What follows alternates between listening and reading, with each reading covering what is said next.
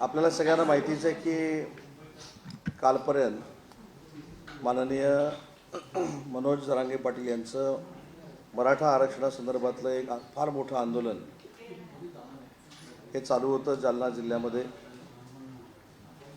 आणि काल ज्यांनी खऱ्या अर्थानं मराठा समाजाला आरक्षण देण्यासंदर्भामध्ये महत्त्वाची भूमिका बजावली होती ते न्यायमूर्ती गायकवाड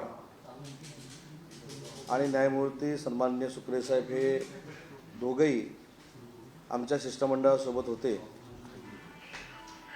आणि सुरुवातीला ते स्वतः मनोजजींना भेटले।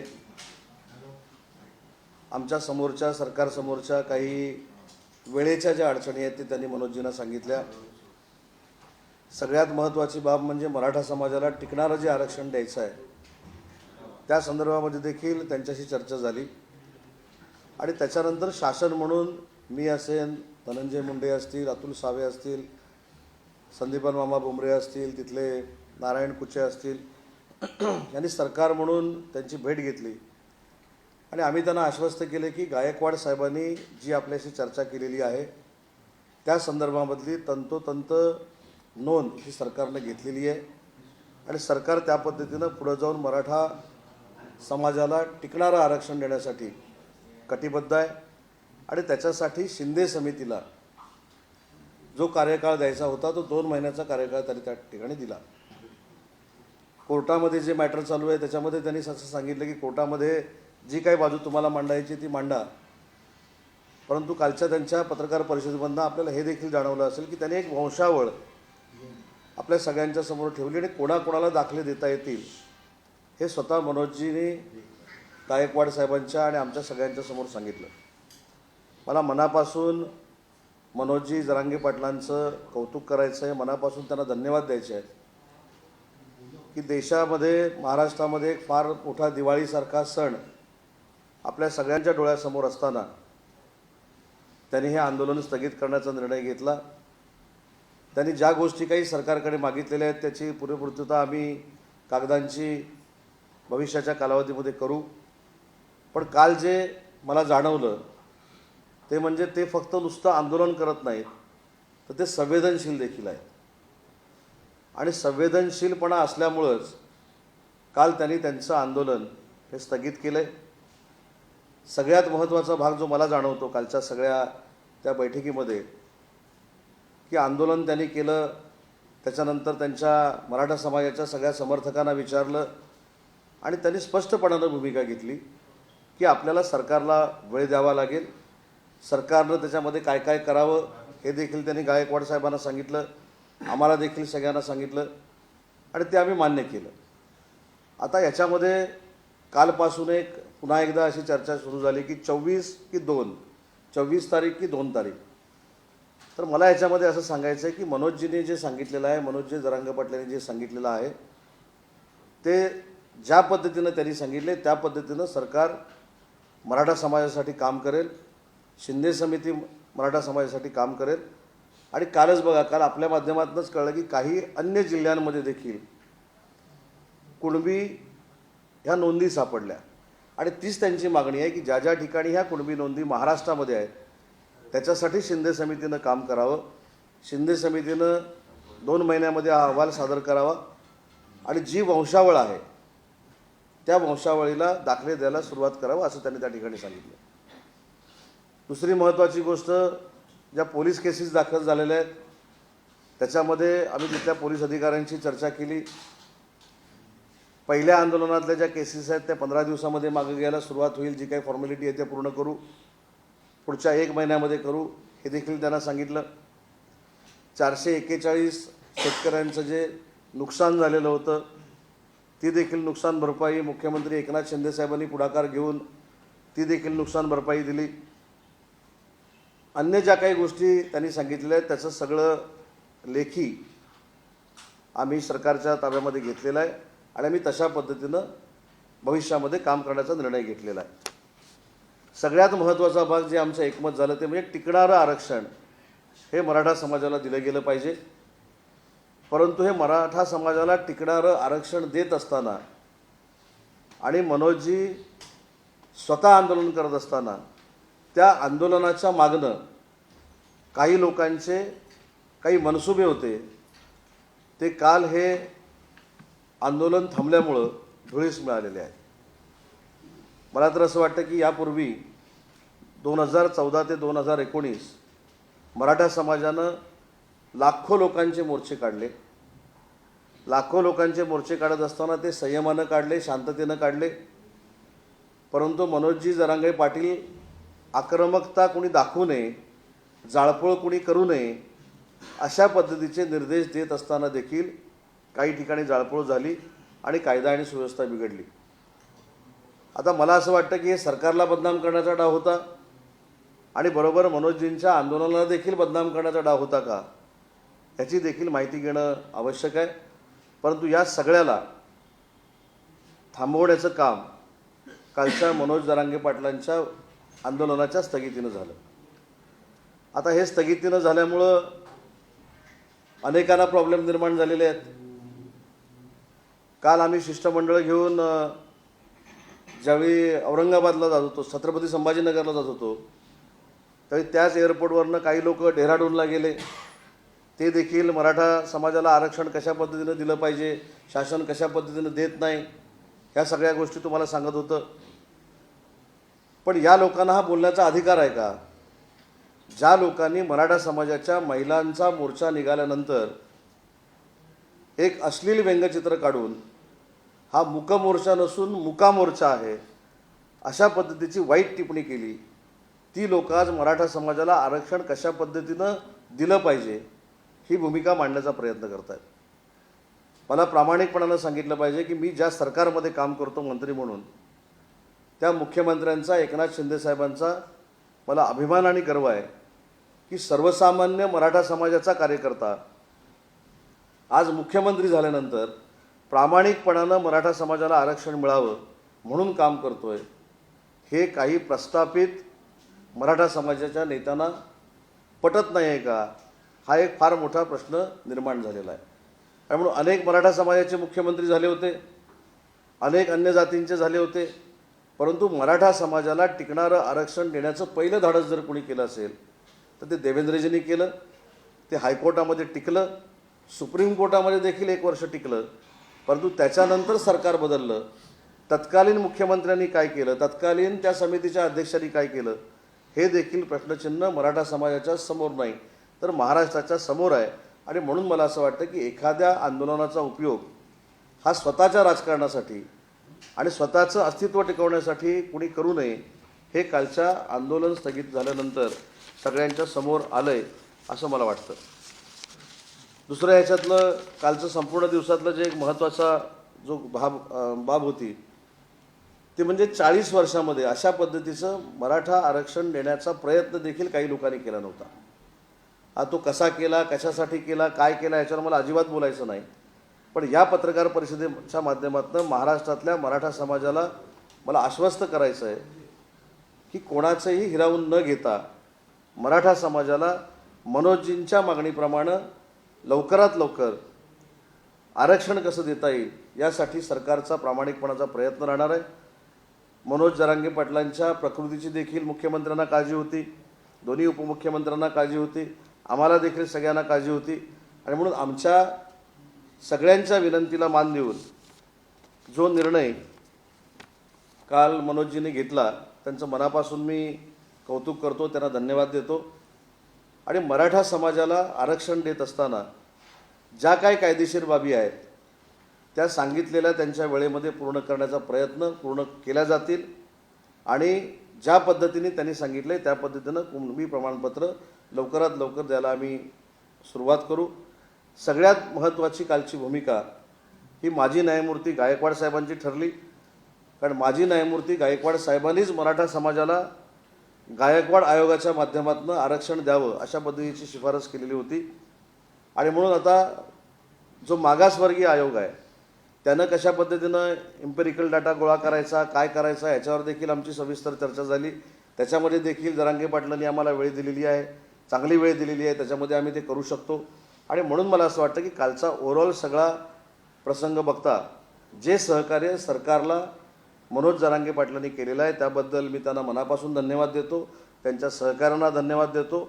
आणि त्यांना अपेक्षित असलेलं मराठा समाजाचं आरक्षण एकनाथ शिंदे साहेबांच्या, देवेंद्रजींच्या आणि अजितदादांच्या नेतृत्वाखाली आम्ही नक्की देऊ, हा विश्वास या ठिकाणी व्यक्त करतो.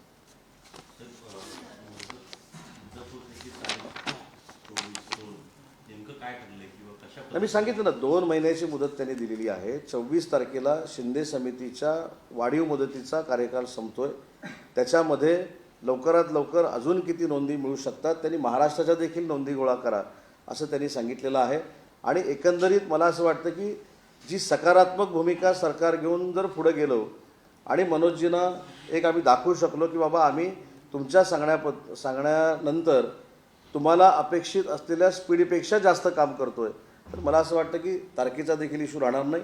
आता सरकार ज्या पद्धतीनं जोरात काम करेल त्याच्यावरच त्यांचा विश्वास अवलंबून आहे आणि त्यांचा विश्वास पात्र ठरण्यासाठी जे जे काही करावं लागेल ते सरकार करेल.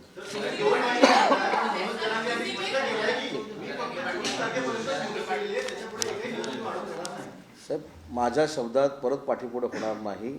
मी असं सांगितलं की त्यांना अपेक्षित असलेल्या वेळामध्ये त्यांना पाहिजे असलेलं सकारात्मक काम आम्ही करून दाखवू. सर, याला जोडून एक प्रश्न आहे की अशी माहिती मिळते की 2 महिन्यात जर आरक्षण मिळालं नाही तर मुंबई बंदचा हा जे मला असं वाटतं की त्यांनी केलेल्या भाषणावर आणि त्यांनी घेतलेल्या पत्रकार परिषदेवर मला बोलण्याचा अधिकार नाही. सरकार जर सकारात्मक पुढे जात असेल तर माझ्या एखाद्या वक्तव्यामुळं मी कोणाचंही मन दुखवेल असं भाष्य पत्रकार परिषदेमध्ये करणार नाही. आम्ही जी तारीख दिलेली आहे त्या तारखेमध्ये जेवढ्या जलद गतीनं हे करता येईल तेवढं आम्ही करणार आहोत. त्याच्यामुळं त्यांनी त्यांच्या आंदोलनाची भावना व्यक्त केलेली आहे. त्याच्यावर मी काहीतरी त्यांना क्रॉस करून बोलावं अशी जर अपेक्षा असेल तर ते होणार नाही. कारण काल त्यांनी जी समंजसपणाची भूमिका घेतलेली आहे ती सरकारच्या दृष्टीनं अतिशय महत्त्वाची आहे. आणि म्हणून एखादी गोष्ट पाठीपुढे होणार असेल आम्ही परत जाऊन त्यांना भेटू, आम्ही पुराव्यानिशी त्यांना सांगू. परंतु त्यांनी 24 तारीख दिली म्हणून मी काहीतरी वेगळं करतोय म्हणून 2 तारीख, ह्याच्यावर चर्चा जी काही करायची ते आम्ही त्यांच्याशी भेटून करू.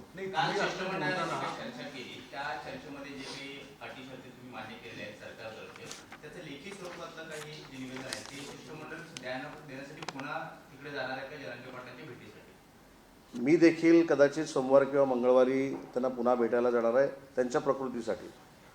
ते आता एका हॉस्पिटलमध्ये ट्रीटमेंट घेत आहेत. शेवटी आंदोलनं हा लोकशाहीचा एक भाग आहे.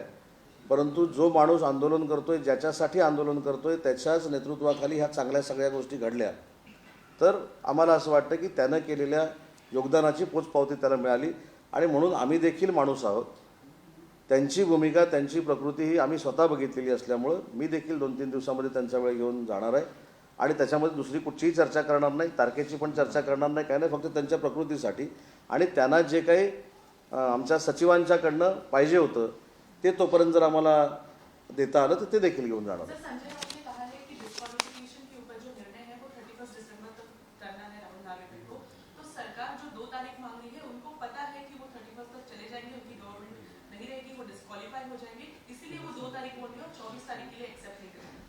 मेरे ख्याल से परसों उन्होंने ये भी बयान दिया था कि ये जो आंदोलन है वो रुकेगा नहीं. बराबर है. वैसे ही बोल रहे हैं कि ये अभी हम निकल जाएंगे, ये डिस्क्वालिफिकेशन हो जाएगा. ये तो आज नहीं बोल रहे हो, 1 बरस से बोल रहे हैं, लेकिन उसका परिणाम हमारे सरकार के ऊपर नहीं हुआ है और जो उनकी मनोकामना है उसके लिए शुभेच्छा. सर, संजय राउत का ये भी कहना है रिजर्वेशन को लेके कि ये कॉन्स्टिट्यूशनल अमेंडमेंट होगा, इसके वजह से ही रिजर्वेशन मिलेगा और वो पार्लियामेंट का जब स्पेशल सेशन बुलाया जाएगा तभी होगा. इसको लेके सीएम और बीजेपी कुछ नहीं बोल रही है स्पेशल सेशन को लेकर. नहीं, उसने राउत साहब ने पहला ये बोलना चाहिए कि जब मराठा समाज के महिलाओं का मोर्चा निकला था तब एक अश्लील फोटो डाल के वो मुका मोर्चा नहीं है वो मुका मोर्चा है ये सामना में से छप के आया था. तो उसका पहला रीज़न क्या था, वो क्यों लिखा था और मराठा समाज के बारे में अभी जो वो सहानुभूतिपूर्वक बोल रहे हैं तब उनकी सहानुभूति कहाँ गई थी, ये पहला क्लैरिफिकेशन उन्होंने करना चाहिए ना. जब वो मोर्चा निकलता था, रैली निकलती तो उनकी चेष्टा करते थे, उनके ऊपर बयानबाजी करते थे, ये ऐसा है वैसा है, सामना में से लिख के आता था. अभी एकनाथ शिंदे साहब महाराष्ट्र का नेतृत्व कर रहे हैं, वो भी मराठा समाज के और लेकिन महाराष्ट्र के हैं उनके ऊपर बयानबाजी करते वक्त अभी उनको ये समझ में आ रहा है कि पार्लियामेंट में जाना चाहिए, केंद्र शासन में जाना चाहिए। जब सरकार में थे, उनके तत्कालीन मुख्यमंत्री थे, तब ये क्यों नहीं हुआ? क्यों नहीं हुआ? क्योंकि वहाँ भी मराठा समाज के जो नेते थे उन्होंने डिक्लेयर किया था कि जो समिति के अध्यक्ष है वो मराठा समाज के लीडर को मिलते नहीं हैं। वहाँ जो सुप्रीम कोर्ट में जो एडवोकेट देना था वो नहीं देते, ये बयानबाजी उन्होंने की थी। तो इसलिए उनका सलाह लेके, उनका मार्गदर्शन लेके सरकार को चलाना ये अच्छी बात नहीं है। मैंने जो बोला उसका क्लैरिफिकेशन उन्होंने पहला देना चाहिए। पद्धतीने जाळपोळ झाली होती, या सगळ्या जाळपोळीमध्ये पोलिसांनी देखील भूमिका मांडली होती, पण या सगळ्यांमध्ये कुठे उच्चस्तरीय चौकशी होणार आहे का? कारण का सोळंकी यांनी देखील पत्रकार परिषदेत स्पष्ट केलंय मला असं वाटतं की प्रकाश सोळंकी साहेबांनी पेट्रोल बॉम्ब घेऊन नाही, प्रकाश सोळंकी साहेबांनी सांगितलेल्या पत्रकार परिषदेमधनं आपल्या एक लक्षात आलं असेल की याच्यामध्ये आंदोलनाच्या मागणं काही विरोधक काम करत होते का, हा त्याच्यातला मतितार्थ आहे। आणि मनोजजींच्या चर्चेमध्ये जे झालं त्याच्यामध्ये देखील आम्हाला थोडं असं वाटलं की एवढा मराठा समाज शांततेनं काम करणार आहे, मग असा आक्रमक पद्धतीनं काही गोष्टीच्या होत आहेत, या कोणाकडनं होत आहे याची देखील चौकशी झाली पाहिजे। परंतु मला खात्री आहे की मराठा समाजामध्ये आरक्षणासाठी सरकारबरोबर आंदोलन करणारी जी लोक आहेत ही शांत मार्गानेच आंदोलन करणारी लोक होती आणि आहेत। फक्त याच्या मागे कोण आहे या आंदोलनामध्ये जाळपोळ करणारं याचा अथावकाश नक्की शोध लागेल। परंतु जे गुन्हेगार नव्हते त्यांच्यावर गुन्हे दाखल झालेत, मराठा आरक्षणामध्ये दाखल झालेले आहेत, त्याचे गुन्हे मागे घेण्याचा निर्णय स्वतः मुख्यमंत्री महोदयांनी घेतलेला आहे।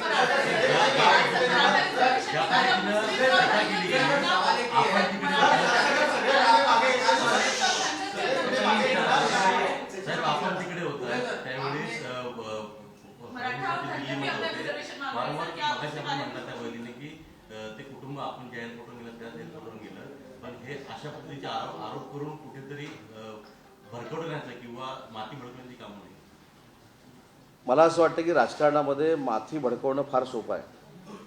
आता अनेक प्रश्नाला जर मी उत्तरं दिली असती तरी माथी भडकली असती, परंतु आपण मंत्री म्हणून काम करत असताना, तत्कालीन मुख्यमंत्री म्हणून काम करत असताना, तत्कालीन मंत्री म्हणून काम करत असताना किंवा खासदार म्हणून काम करत असताना जे मुख्यमंत्री प्रामाणिकपणानं मराठा समाजाला आरक्षण देण्याचा प्रयत्न करत आहेत, सगळे पक्ष बाजूला ठेवून त्यांच्याबरोबर राहिलं पाहिजे, ही खरी महाराष्ट्राची राजकीय संस्कृती आहे।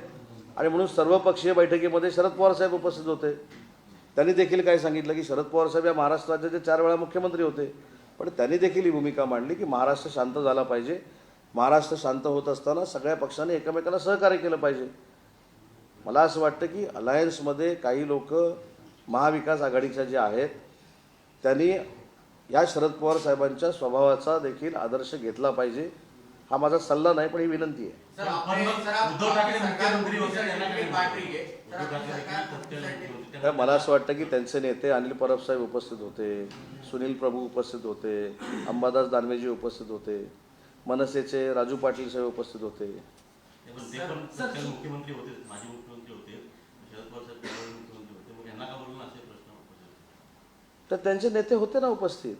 सर सुप्रियाताईंनी पुन्हा एकदा तुमच्यावर टीका केली आहे की सरकार कसं खोटं बोलतं? वाटते आहे जरांगे पाटलांना अजूनपर्यंत त्यांची छाननी झाली आहे का, त्यांना सर्टिफिकेटचा लाभ मिळाला आहे का? कारण ते स्वतः अनेक दिवसापासून उपोषण करतात। मला असं वाटतं की एखादा जो माणूस सगळ्यांसाठी उपोषण करत असतो त्याचा उद्देश स्वतःला फायदा मिळवणं हा नसतो। त्याच्यामुळं आमच्यावर कधीच वेळ आली नाही त्यांच्याकडे दाखला आहे की त्यांच्याकडे दाखला नाही हे विचारण्याची। ते समाजासाठी आंदोलन करत आहेत, समाजाला आरक्षण मिळावं यासाठी त्यांचं योगदान आहे। त्याच्यामुळे मला असं वाटतं की त्यांच्याकडे दाखला आहे किंवा नाही या चर्चेमध्ये सरकारला पडण्याची काही आवश्यकता नाही किंवा आम्हाला पडण्याची काही आवश्यकता नाही, परंतु त्यांनी जे केलेलं आंदोलन आहे हे मराठा समाजासाठी आहे, त्याच्यामुळं आम्ही तेवढ्याशी सीमित आहोत। साहेब माझे 2 प्रश्न आहेत। माझ्या आता समोर तर मी विचारतो, मुळात देहरादूनला कोण गेलं, तुम्ही ते उघडं नाव का घेत नाही त्यांचं, तुमच्याकडे काही नावं आहेत का की जे काल देहरादूनला गेलेत असं सांगताय? दुसरा प्रश्न की या सगळ्या गोष्टीच्या दरम्यान परत एकदा मुद्दा उपस्थित होतो की सरसकट आरक्षण, आणि मुख्यमंत्री स्वतः काल सांगतायत की नाही, पूर्वी आरक्षण ज्यांच्याकडे पुरावा आहे ते निजामी कालीन, तर त्याच्याबाबत काही नेमकी स्पष्टता आहे? एक पहिली गोष्ट म्हणजे मी ज्यावेळी लंडनला गेलो होतो त्यावेळी पण काही लोकांना माहीत नव्हतं की तिकीट कोणी काढलं आहे, तरी ते बोलत होते, बरोबर आहे की नाही? तसं डेहराडूनला काही लोक गेले ते मला माहिती आहे, कोण गेले त्याची माहिती 2 दिवसात देतो. पहिला मुद्दा. दुसरा मुद्दा, काल मनोज जरांगे पाटील साहेबांनी स्वतःच्या त्या पत्रकार परिषदेमध्ये आणि भाषणामध्ये असं सांगितलं की एखादा नोंद असलेला दाखला ज्यावेळी मिळतो त्यावेळी तो किती लोकांना फायदा होतो आणि तो काही सीमित लोकांना फायदा होत होता, त्याची व्याप्ती वाढावी याचं देखील त्यांनी गायकवाड साहेबांना विनंती केली. गायकवाड साहेबांनी ते मान्य केलेलं आहे. मला असं वाटतं की जी मराठवाड्यापुरती व्याप्ती होती ती त्यांनी वाढवली आणि महाराष्ट्रामध्ये शिंदे समितीनं काम करावं असं सांगितलं आहे. मला असं वाटतं की या सगळ्या बाबतीमध्ये मुख्यमंत्री महोदयांनी भूमिका मांडल्यानंतर आणि जरांगेंनी देखील या सगळ्याशी चर्चा केल्यानंतर त्याच्यावर मी अजून काय बोलावं असं मला वाटत नाही. परंतु भविष्यामध्ये मराठा आरक्षण हे टिकणारं हे सरकार देऊन दाखवेल याची मला पूर्ण खात्री आहे. महाविकास आघाडी सरकार आता अनेक जण महाविकास आघाडी सरकारमध्ये आता अनेक जण लोक मुस्लिम आरक्षणाची भाष्य करायला लागले. तर सुद्धा आदित्य ठाकरेंपासून जे काँग्रेस आहे, शरद पवारची तर भूमिका कायमच आहे मुस्लिम आरक्षणाच्या संदर्भात. जे कट्टर हिंदुत्व म्हणणार आहेत ते आदित्य ठाकरे आता या भूमिकेवर काय आहेत? मला खरं तर आपलं अभिनंदन करायचं आहे की हा प्रश्न तुम्ही अतिशय स्पेसिफिक वेळ विचारलेला आहे. मराठा समाजाला आरक्षण देणं ही सरकारची प्रायोरिटी आहे, प्राधान्यक्रम आहे, आम्ही अगोदरपासून सांगतो. पण मराठा समाजाला खुश ठेवताना मुस्लिम समाज देखील खुश राहायला पाहिजे ही भूमिका काही लोक घेत आहेत. तसं त्यांनी पक्षामार्फत त्यांचं शिष्टमंडळ घेऊन मुख्यमंत्र्यांना भेटावं. कुठच्याही जाती धर्माला, कुठच्याही समाजाला नाराज करण्याचं सरकारचं कधीही म्हणणं नसतं. सरकारला यथाशक्ती जे काही करता येईल, नियमात बसून जे काही करता येईल ते सरकार करण्याची भूमिका घेते. परंतु मराठा समाजाच्या आंदोलनामध्ये असताना मराठा समाजाला आरक्षण मिळालं पाहिजे म्हणून सांगायचं, मुस्लिम समाजाच्या व्यासपीठावर असताना मुस्लिम समाजाला देखील आरक्षण मिळालं पाहिजे म्हणून सांगायचं, इकडे हे सगळं आरक्षण देत असताना ओबीसीमध्ये असा गैरसमज पसरवायचा की त्यांचं कोणतरी आरक्षण काढून घेतोय. मला असं वाटतं सगळे राजकीय खेळ आहेत आणि मगाशी जे मी म्हटलं की हे थांबले पाहिजेत, कारण ह्याच्यामध्ये महाराष्ट्राचं हित नाही. आज मराठा समाजाचा प्रश्न हा ऐरणीवर आलेला आहे आणि त्याच्या संदर्भात सरकार सकारात्मक आहे ही आमची भूमिका आहे. मॅडम एक मराठी संपलं की करू. जयंत पाटील आणि जितेंद्र आव्हाड या दोन्ही प्रमुख नेत्यांनी तुमच्या खात्यावर एक आरोप असा केला की ऑक्टोबर 2023 मध्ये सर्वाधिक इन्व्हेस्टमेंट ही गुजरातमध्ये झालेली आहे, त्यानंतर उत्तर प्रदेश, आंध्र प्रदेश असे मध्ये झालेली आहे आणि महाराष्ट्र त्याच्यामध्ये 5 नंबरवर आहे. काय खरी वस्तुस्थिती आणि महाड इथे एक आज घटना घडली त्या संदर्भात ते कल्पना आहे? महाडच्या संदर्भामध्ये मी आता तिथं जाण्याचा प्रयत्न करतोय, कारण MIDCमध्ये ब्ल्यू जेट फार्मा कंपनी म्हणून जी आहे तिथं हा स्फोट झालेला आहे. 5 जणं इंज्युअर्ड आहेत, त्यांच्यावर ट्रीटमेंट चालू आहे आणि 11 कामगार आत अडकल्याची शंका व्यक्त केली जाते. मी उद्योगमंत्री म्हणून आणि त्या जिल्ह्याचा पालकमंत्री म्हणून तिथे पोहोचणार आहे.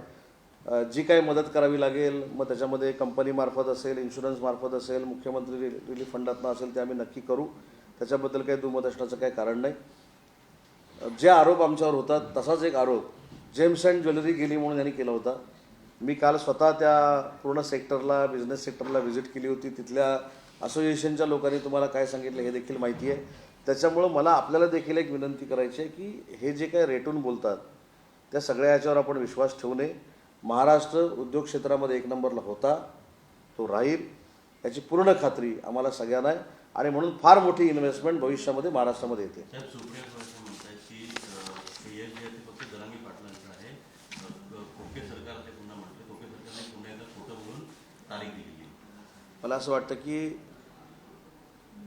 एकनाथ शिंदे साहेबांचं, देवेंद्रजींचं आणि अजितदादांचंही सरकार आहे. एकनाथ शिंदे साहेबांवर टीका करून झाली, खोके सरकार आहे. देवेंद्रजींवर टीका करून झाली, खोके सरकार आहे.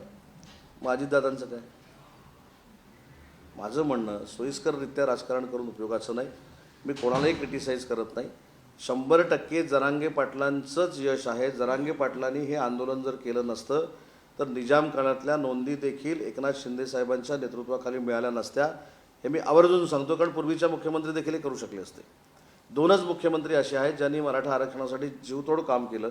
ते म्हणजे देवेंद्रजी, ज्यांनी आरक्षण देऊन दाखवलं गायकवाड अहवालाच्या बाबतीत, आणि एकनाथ शिंदे साहेबांनी मराठवाड्यामध्ये निजामकालीन ज्या नोंदी होत्या ते शोधण्यासाठी शिंदे समिती केली आणि त्याच्यातनं अनेक गोष्टी पुढे येत आहेत. राजकारणामध्ये स्वतःची सत्ता येणार नाही किंवा स्वतःची सत्ता येण्यासाठी जे काही खोटं बोललं जातं याचं मूर्तिमंत उदाहरण म्हणजे महाराष्ट्रातले विरोधक आहेत. सर, मराठा रिजर्वेशन के बाद अभी धनगर और मुस्लिम समाज में अपना रिजर्वेशन की बात आगे कर रहे हैं, कैसे देखते हैं कि आप उसके ऊपर कॉग्निजेंस लेंगे? नहीं, ये सरकार सब जो जातियां हैं, सब धर्म है, उसका रिस्पेक्ट करने वाला है. जब ये वापस सवाल आगे आएगा तब हम उनसे बात करके उनकी मांग क्या है, उसका हल कैसा किया जाए, उसके ऊपर सरकार बातचीत करेगी. सर, सुप्रिया सुले ने एक उम्मीदवार को लेटर लिखा है और कहा है कि डिस्क्वालिफिकेशन की जो पिटीशन है उसके ऊपर 4 महीने से कोई सुनवाई नहीं हुई है और उन्होंने सुनील तटकरे के खिलाफ वो डिस्क्वालिफिकेशन की पिटीशन फाइल की. नहीं, वो उनके खुद के पार्टी का मामला है और सुनवाई तो शुरू है. उसमें से एक एमएलए मैं भी हूँ, हमारे भी वकील वहाँ प्लीड कर रहे हैं, इसलिए सुनवाई शुरू नहीं है, सुनवाई नहीं हो रही है ऐसी बात नहीं, सुनवाई शुरू है. सावंत जी, हिंदी में बता दीजिएगा कि एक डेलीगेशन कल गया मनोज जरान के पाटिल से मुलाकात भी की, आप भी गए थे, क्या बात हुई और जिन लोगों के ऊपर केस लिया गया है वो किस तरह से प्रक्रिया करके वापस लिया जाएगा? मैंने शुरू से ही बोला कि मनोज जी ने जो कल सपोर्ट किया सरकार को, सहकार्य किया, उसके लिए मैं उनको धन्यवाद देता हूँ. और उन्होंने जो टाइम बाउंड हमको कुछ बोले हैं उसका फॉलोअप हम खुद करेंगे और मराठा आरक्षण टिकने वाला हम दे के दिखाएंगे. और जो वहाँ पे केसेस दाखिल हुए वो जो पहले थे वो 15 दिन में पीछे लेने का फाइनल हो गया और बाकी के जो है 1-1.5 महीना लगेगा, ऐसा बात हो गया है. लेकिन मनोज जी को मैं वापस धन्यवाद देता हूँ क्योंकि बड़ा एक त्यौहार अपने सामने दिवाली का आ रहा है और उन्होंने ये उनका आंदोलन था वो स्थगित किया है, इसलिए उनका धन्यवाद है. और जो हम गायकवाड़ साहब के सामने हमने बयान दिया है वो करने की हम कोशिश करेंगे. सर, एक सवाल ये भी है कि मराठा आरक्षण के बीच में रहकर उसका फायदा लेकर कुछ लोगों ने उग्र होकर के कुछ हानि पहुंचाने की कोशिश की है, उन्हें लेकर के किस तरह से सरकार कार्रवाई करेगी? नहीं, कल से उनका दुकान बंद हो गया ना. मनोज जी ने कल आंदोलन स्थगित किया तो अभी उनका सब बंद हो गया. और इसलिए मैं बोल रहा हूँ कि जो सहकार्य मनोज जी ने किया है उसके लिए धन्यवाद. चलो, थँक्यू. एलवी जाधव या ट्विटरवरती गुन्हा दाखल करण्यात आलेला आहे. सापांच्या विषापासून ड्रग्स बनवणं आणि ते पार्ट्यांमध्ये पुरवण्याचा आरोप आहे. या एलवी जाधवला मुख्यमंत्र्यांच्या वर्षा दिवसांनी गणपतीच्या आरतीचा मान दिला होता आणि विरोधी पक्षांकडून असा आरोप केला जातोय की अशा आरोपीला किंवा अशा माणसाला वर्षावरती निमंत्रित करण्यात आले. विजय वडेट्टीवारांनी ट्विट केले, व्हिडिओ आणि फोटो ट्विट केले, आरती करतो. नोएडा पोलिसांनी गुन्हा मला असं वाटतं की याच्यामधली काही माहिती मला नाही आहे. मी याची माहिती घेतो आणि माहिती घेऊन परत जेव्हा आपण बोलू तेव्हा सांगतो. आता माहिती नसताना बोलणं हे योग्य नाही. परत काही लोक म्हटली माहिती नसताना बोलला, त्याच्यामुळं माहिती पूर्ण घेतो. मग ट्विट कोणी केलं ते पण बघतो. त्यांचा आणि विधान परिषदेचे आपले विरोधी पक्षनेते त्यांच्यातला वाद मिटला आहे का हे पण बघतो आणि मग तुम्हाला स्पष्ट बोलतो. सर, महाड़ वाले में जो हादसा हुआ है, महाड़ में जो हादसा हुआ है वहाँ मैं अभी पहुँचने वाला हूँ. जो अपना वहाँ का ब्लू जेट फार्मा कंपनी है उसमें ब्लास्ट हो गया है. अभी तक 5 लोग इंजर्ड हैं और 11 लोग मिसिंग है. तो इसके लिए मैं भी वहाँ जा रहा हूँ. Thank you. देश विदेशातील प्रत्येक घडामोडींचे लाईव्ह अपडेट मिळवण्यासाठी आता साम टीव्हीच्या सर्व सोशल मीडिया प्लॅटफॉर्मला लाईक, फॉलो आणि सबस्क्राईब करा. तसंच सर्व नोटिफिकेशनसाठी बेल आयकॉन प्रेस करायला विसरू नका.